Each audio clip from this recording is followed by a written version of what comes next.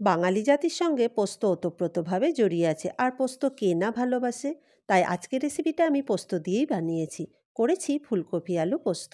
নমস্কার বন্ধুরা, বৈশাখীর চ্যানেল স্বাদের ঘরণীতে তোমাদের স্বাগত জানাই। কড়াইয়ে অল্প পরিমাণে সর্ষের তেল দিয়ে তার মধ্যে কালো জিরের ফোড়ন দিয়ে একটু নাড়াচাড়া করে নেব। তারপর আমি দিয়ে দেব ডুমো ডুমো করে কেটে রাখা আলু। আলুটাকে সামান্য একটু ভালো করে ভেজে নিতে হবে। আমি এখানে খুব বেশি তেল ব্যবহার করিনি, অল্প পরিমাণেই তেল দিয়েছি। আলু অল্প অল্প ভাজা হয়ে গেলে এর মধ্যে দিয়ে দেব ফুলকপি। ফুলকপিগুলোকে বেশ সুন্দর করে কেটে নিতে হবে। তারপর সামান্য পেঁয়াজ দিয়ে দেব। এখানে আমি একটা মোটা পেঁয়াজকে কুচি কুচি করে দিয়েছি। তারপর সব একসঙ্গে খুব ভালো করে ভেজে নিতে হবে।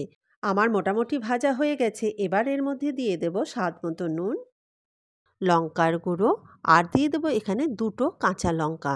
সব একসঙ্গে আবার কিছুক্ষণ সময় ধরে ভেজে নেব। ভাজা হয়ে গেলে এর মধ্যে আমি দিয়ে দেব জল। জলটা অবশ্যই গরম জল ব্যবহার করবে। ঢাকা দিয়ে একটু রান্না হতে দিই। এবার আমি পোস্তটা বেটে নেব। এখানে দিয়ে দিলাম আমি পোস্ত, আর দিয়ে দিলাম 1 চামচ মতো সাদা তিল, দুটো কাঁচা লঙ্কা। তুমি মিক্সার গ্রাইন্ডার বা শিলে যাতে খুশি বেটে নিতে পারো।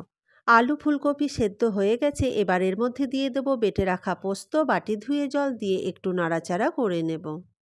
এই ফুলকপি আলু পোস্ত রেসিপিটা কিন্তু খেতে দারুণ লাগে, তবে এর টেস্টটাকে আরেকটু বাড়াতে হবে তো, তাই ওপর থেকে একটু সর্ষের তেল দিয়ে দেব।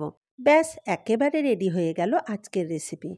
তোমাদের কেমন লাগলো কমেন্ট বক্সে অবশ্যই জানাবে। আর যারা নতুন বন্ধু আছো চ্যানেলটাকে সাবস্ক্রাইব করে আমার পাশে থেকো। আর অবশ্যই এটাকে গরম গরম ভাতের সঙ্গে সার্ভ করতে ভুলে যেও না।